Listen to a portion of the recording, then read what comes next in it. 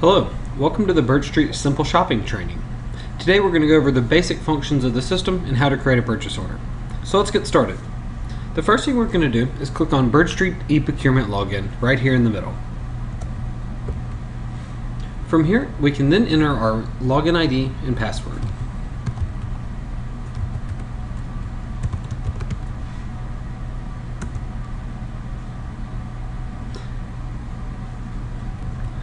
The first time you log in, the system's going to ask for your password that the system administrator gave you and a new password.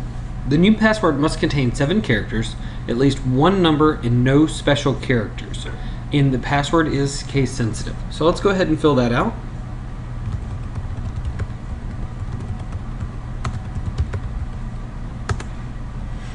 Now, according to where you are in the world, you may or may not be dropped directly into a My Settings screen. If you're not, it's best to go ahead and check out your My Settings. So let's go ahead and click on My Settings right here in the upper right. And there's quite a few settings on this screen, but we'll touch on the most important ones. Most important is first check your first name and last name and make sure we spelled it correctly. If not, please reach out to your BirchStreet administrator. From there, if you scroll down just a little bit, we have the message delivery option.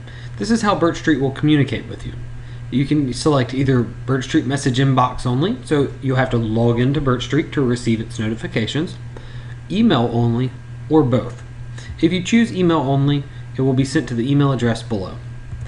Next, please review your, what I like to call business card information, your phone number, your extension, fax number, position, and title, and make sure this is correct. Next, if you'd like to set a default tab, so when you log in, you go to the same tab every time. You can select Order Guide, you can select your Inventory tab if you have inventory, you can select Approvals, you can also select your Catalog tab. So there's quite a few options, but as you get comfortable with the system, you can select your favorite tab, and you can select it here, so it's just one less click once you log in. From here, we have a few other options that we can choose from. We have a hide menu, a hide summary, and a hide logo. You'll see as we move forward through the training, I'll be hiding and unhiding a few things. And so if you decide that you want to permanently do that, which can always be undone, you can select those options here. We also have an out of office feature. So if you're an approver, you can hit out of office when you're going on vacation, and you can select your out of office date. So let's select today.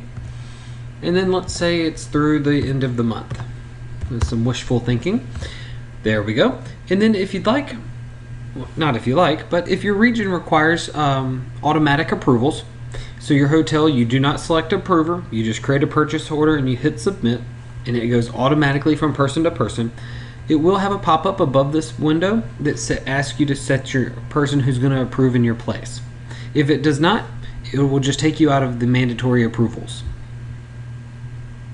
From here, if your property also has to select an approver versus automatic approvals, you can set a default approver here, so when you create a purchase order, it automatically goes to the correct person.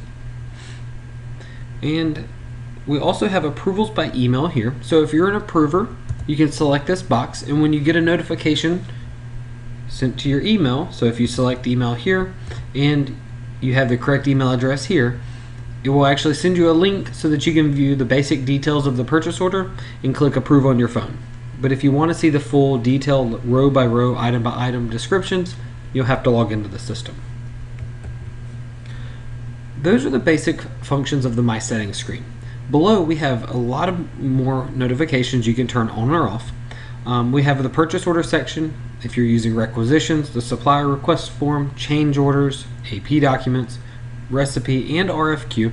There's lots of different notifications that you can turn on or off. One notification that I like to warn people to make sure they have turned on is notify me when my PO is disapproved. This is one of the most important, because if you create a purchase order, you assume that it gets approved and you're waiting for your items, but if you didn't get a notification saying it was disapproved, it's never coming and you're just waiting around. So go ahead and review all of your options here. Once you're done, go ahead and click save right up here at the top. It'll let you know when that's saved. Okay, great. So there we go. So now we can click the close button here and we can get going. So this is what BirchStreet looks like. There's a couple different panels and a couple different sections, so we'll go over the different various parts of the screen.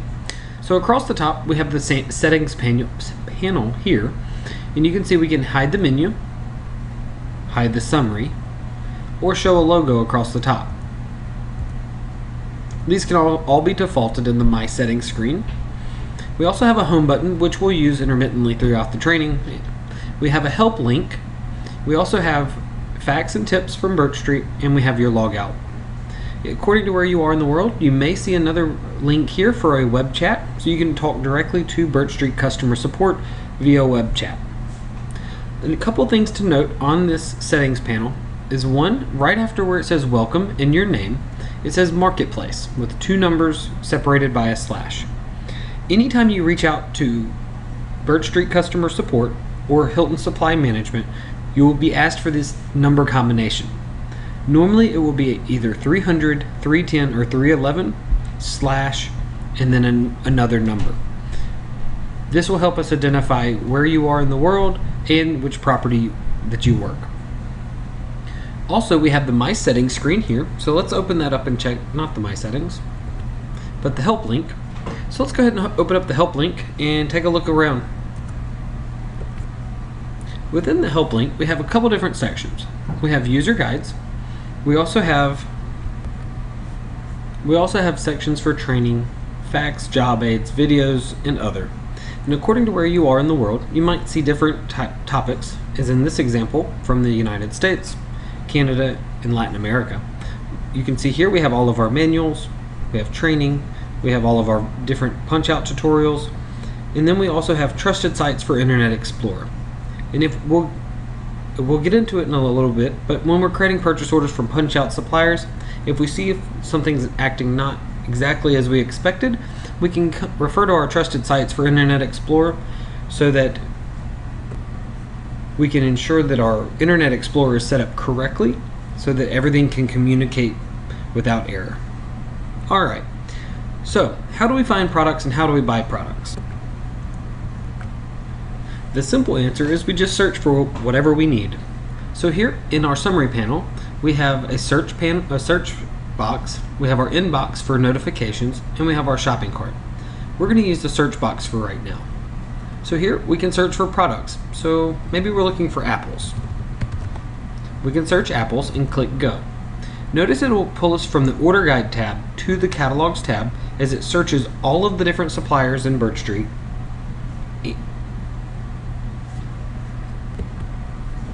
Once it's done searching, you can see we have an entire list of everything that has the apple in the name. You can see that we have a supplier item number. We have a description from the supplier, so apple caramel and ancha chocolate. We have the supplier name, Cisco. We have a manufacturer's name and part number if supplied by the supplier. You can also see we have a pack size, as in this is one case with 4 1-gallons. Its unit of measure is by the case. Minimum quantity is 1, and it is $23.50 a case. As we scroll down, you can see that here we have various suppliers. Here's the hotel food service supplies, and it's apple fruit filling. It's a different manufacturer with a little bit different pack size. We also have a more items information button. We can click on that, and you can see if the supplier has supplied us with any more information about this item. Sometimes we'll have a little bit more information, sometimes not. It's according to what the supplier has uploaded for you. Everything you see that is pre-uploaded to the property is at Hilton Supply Management's contracted pricing. So what if you want to search for products from one single supplier? We can do that too. All we have to do is change the drop down to My Suppliers, and we can search for, let's try McBride's.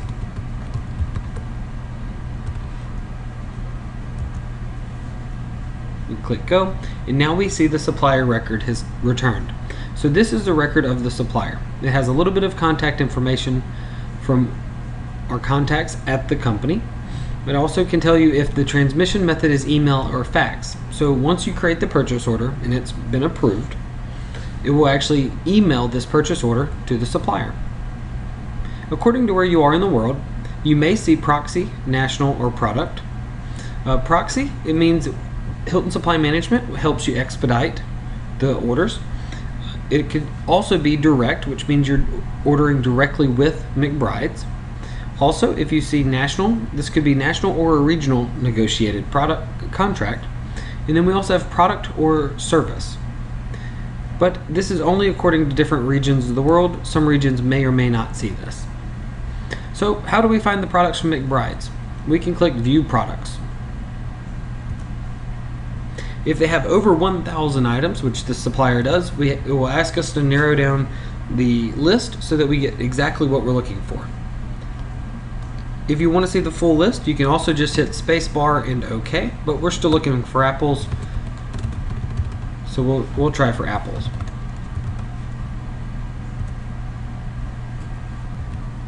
As you can see here, all of the products have loaded, and we can scroll down and see that there are about 99 products that return the name Apple in their catalog.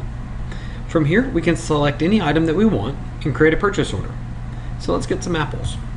All we have to do is click in the box and tell them how many cases, or in this case bags, that we would like. Here we can get Granny Smith apples by the each, and we can also scroll down over here. There's quite a few apples. Get 12 of these. Maybe some Applewood smoked bacon.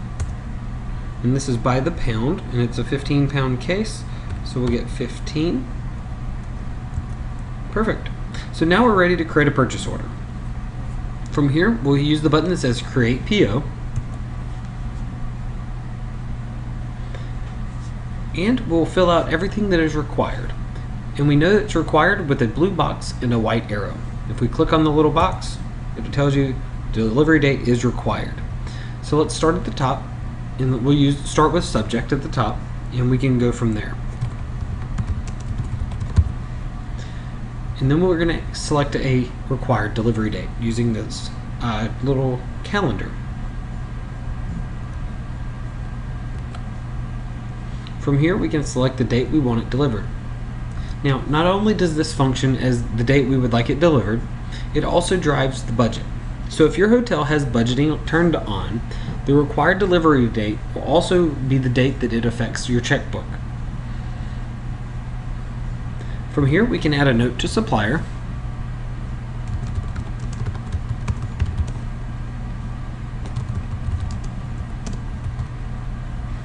And then we can select a purchase type. According to how your hotel is set up, this may or may not drive the approvals at your hotel.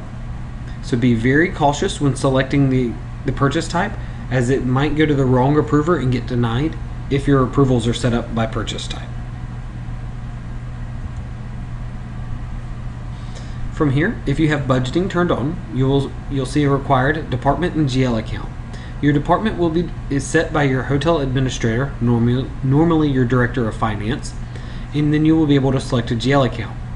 If the department shows up as the department that you want to change, and you want to select a different department, you can select the magnifying glass, and you can select a different department if you have access. If you do not have access and you still need to charge to a different department, once again, contact your hotel administrator and they will be able to add these to your account. From here, we can select a GL account. And you can see here, this is our budgets on the side are driven by our required delivery date. So if we selected this month, which is August, we're seeing August budgeted amounts. So from here, we can add this to food cost, and it will charge food cost account. If you're not sure of where to charge your items, please contact your finance department and they will guide you. From here, we can add tax, freight, or a discount to all of our purchase orders. If you notice, each one has a corresponding checkbox, and if you check it, it means you can add 5%. If you uncheck it, it is now charging $5 or 5 of your local currency. So we'll leave this at 5%. We don't need a freight today, but let's say we have a 10% discount. We can do $10. Now it's 10%. If your hotel has more than one tax, you can see more than one tax row here. And also if you need to charge your freight or your tax in some cases to a separate GL account, you will see those options to the side. From here, we're going to go ahead and click OK, and it will generate the purchase order. Now notice it's going to pull us from the Catalogs tab, which we were on over here, to the Purchase Order tab. It then tells us that our purchase order number has been generated, and once we click OK, it automatically filters the Purchase Order tab to the PO that we've created. So you can see here, this is the record of our purchase order across right below the blue bar. So let's take a look at our purchase order. There's two ways to view the purchase order. We can look at it with a Print View Edit, which is the same as the Edit button to the side of the purchase order, or we can look at Print with Details, which gives us more in-depth information about the purchase order. So let's use Print with Details because it includes everything you would see with the Print View Edit.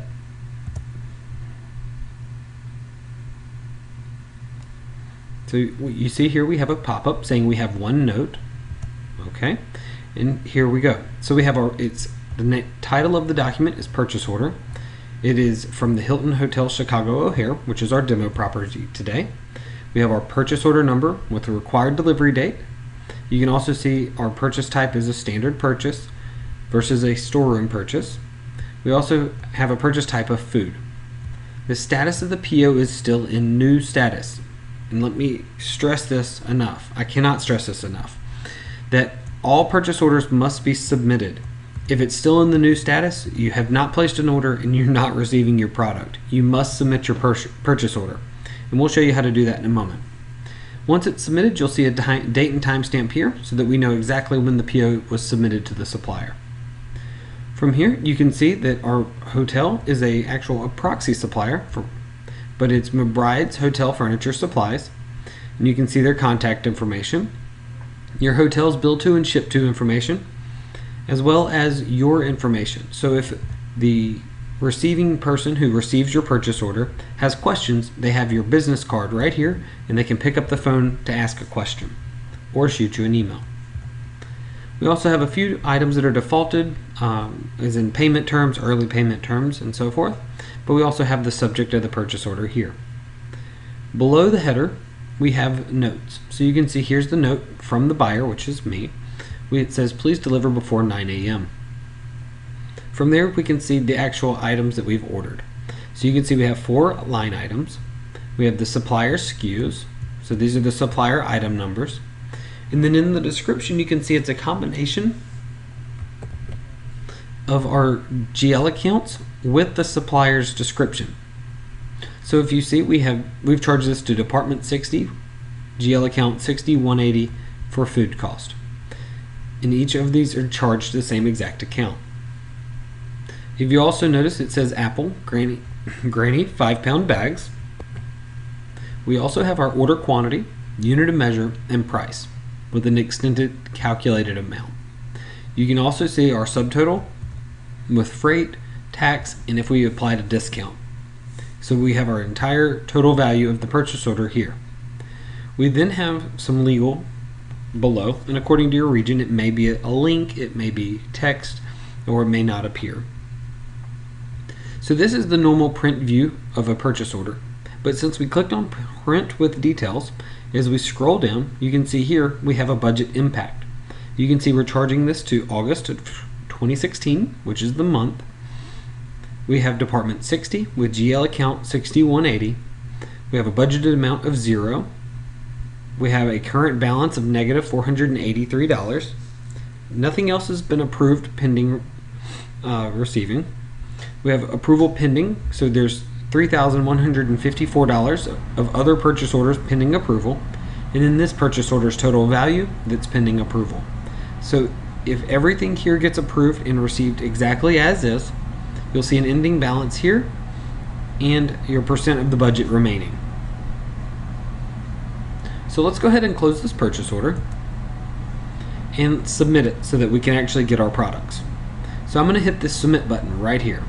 So notice that we have blue action buttons on this tab. Every tab is different, so there's a submit button right here on the purchase order tab. This is the one we're going to use every single time that you need to submit this purchase order. So let's go ahead and click submit, and the screen will refresh.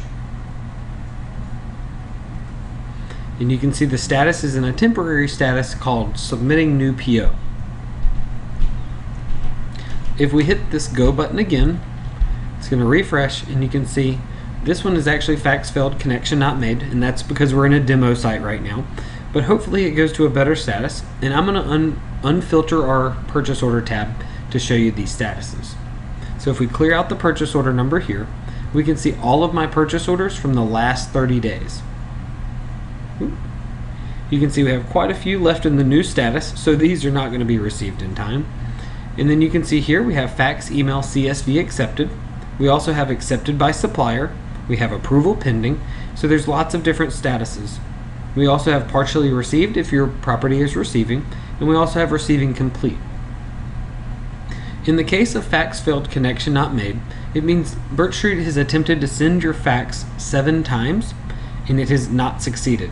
So this is the time that you should probably hit print, view, edit, print it, and either call in the order or fax it to the supplier. And then if you have the rights to adjust the supplier on the fly's information, please do so, or ask your finance team to edit the fax number or change it over to email for a smoother purchase order in the next round. We'll cover these, how to edit supplier on the fly records, how to edit different types of supplier information in future training courses. So what do we do next? We wait for our products to come in. But in the meantime, let's go ahead and place another order. So let's go to the order guide tab, and you'll notice our action buttons changed, and we can look at our list of order guides. From here we can go down and find the order guide that applies to us and our needs today. And since we're going to be ordering for the breakfast restaurant, we can select breakfast restaurant, and it'll load the list of items that are all from the that we use in our breakfast restaurant. So you can see here we've got a couple different suppliers because we have the supplier name here as well as here. So you can see you can have multiple items from multiple different suppliers in one order guide. So let's go ahead and place our order for the breakfast restaurant. So let's get some Napa cabbage. Let's get 1 case, and you can see it's about a 15-pound case. Maybe 2 cases of cantaloupe, and there's looks like 15 count cantaloupe per case. Let's get some Alps vodka, absolutely. Let's get 2 of those. And let's get some olives, 15 pounds of olives, and some onions. Great. So we've gotten our order ready. We've typed in our quantities, and now all we have to do is hit create PO. And since we're familiar with this, we can just type all of our information in.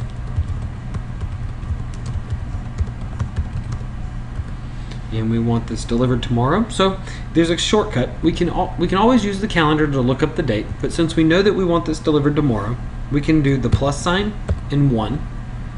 And when you click away or hit tab, it will actually populate tomorrow's date. If you know you want this in 2 days, you can hit +2, and it does the same thing.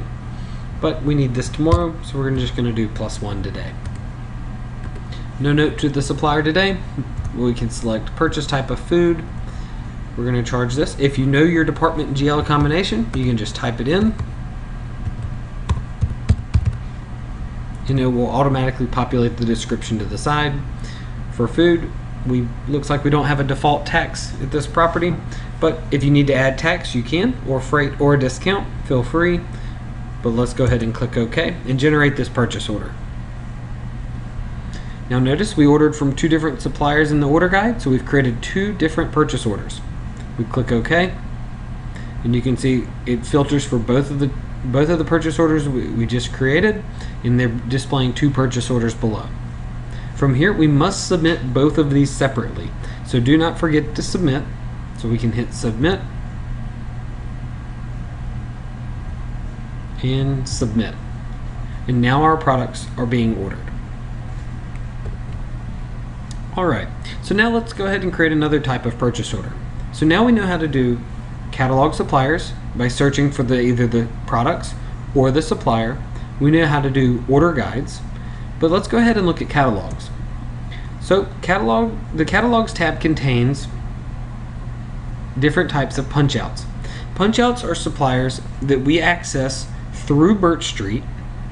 We go to their website, we build up a shopping cart, we bring back a shopping cart into a purchase order and route it for approvals if your property has approvals turned on. We can also charge it to a budget if you have budgeting turned on.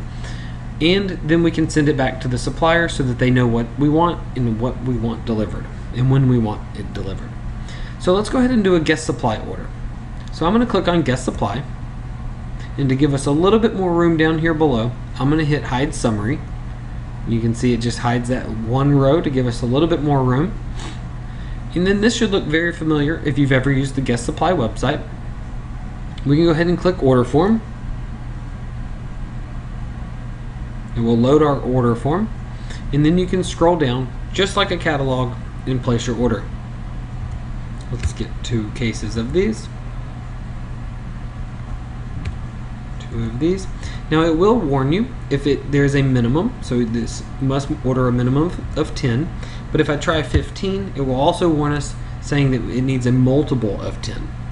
So it will help us out and round it to the next number for us. So let's go ahead and just keep placing some orders. I'm not sure of the minimums here. Ooh, looks like I got it.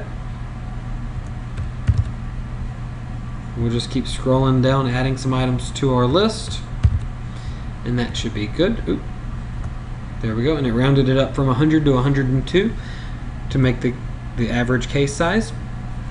Okay, so let's go ahead and hit total order. Now, every punch out is different.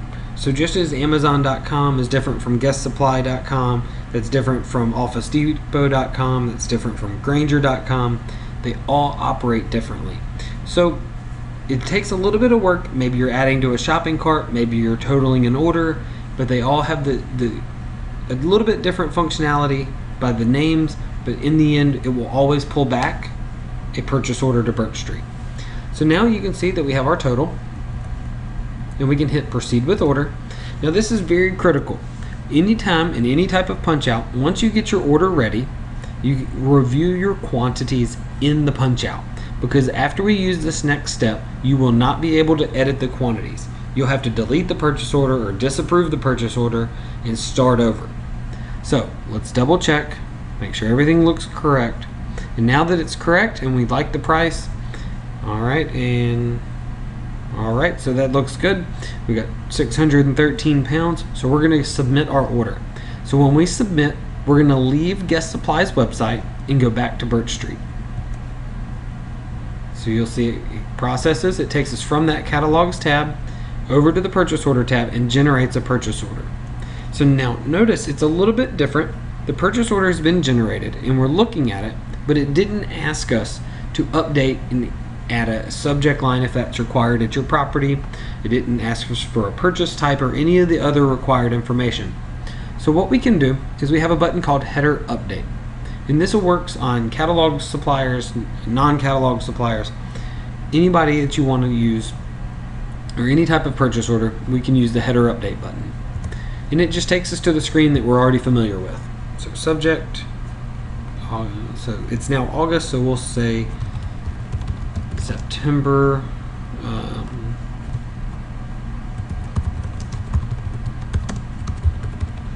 September guest supply order.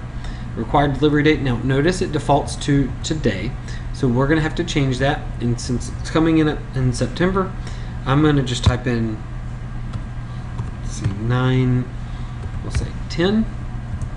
There we go. Our purchase type most likely is going to be general for the Terry products, but please use your hotel standard. Okay. Ship to is good. If your property has multiple ship to addresses, you will see that in the ship to location. If not, you could ignore this. Moving down, if you have your GL account and budgeting turned on, we can add that. So I'm not sure where to charge this, so we're going to just take a look, see where we have some money, and we can charge this to, let's see, for example purposes, we'll just select one. If you're not sure of where to charge it, please ask your finance department or your department head. Alright, and we are good to go. So let's go ahead and click save. It will save the new header on the purchase order It will refresh this screen with the subject line. So now we can see there's the subject line. It's been refreshed. And all we have to do is hit submit.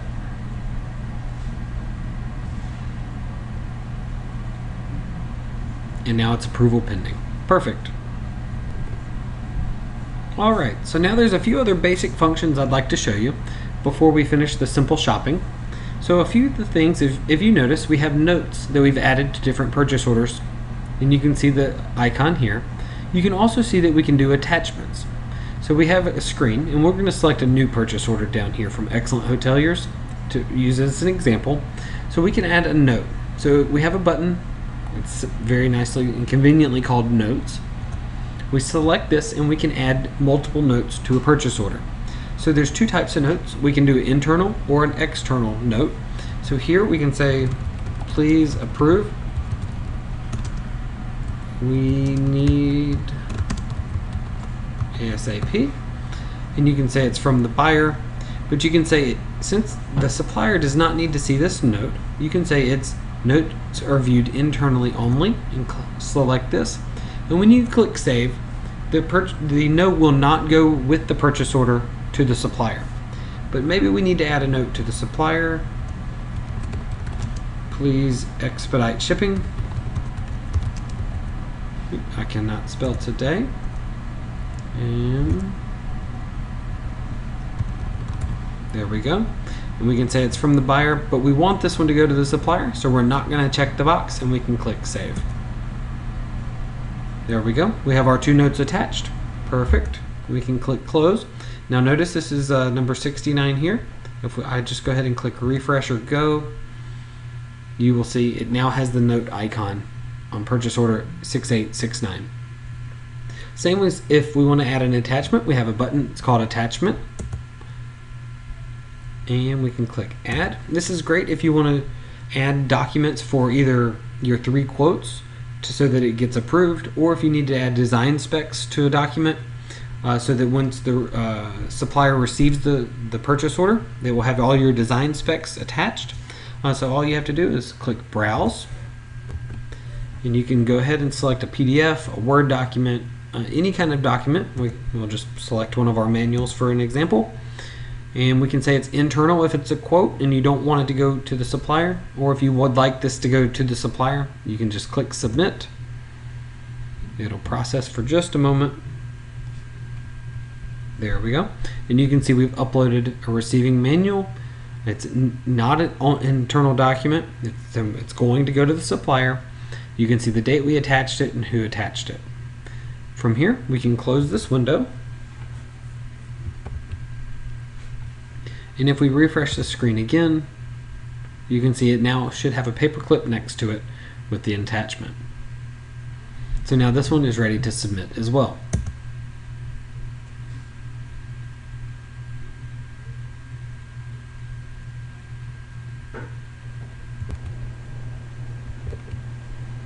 Alright, now that this purchase order has been submitted, we can go back to the print with details screen and we'll see a little bit more information.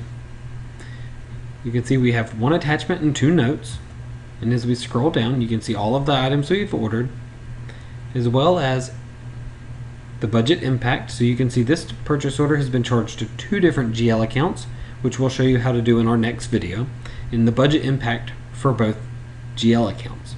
You can also see now we have an approver section where it says Ann Wynn from Finance is now pending her approval. And you can also see the approval amount is $96,000, which is the total value here. And it says it was sent to the approver on this date and time. Once Ann approves it, we will see a new date and time stamp in the amount of time that has passed. So here we can go ahead and close this purchase order.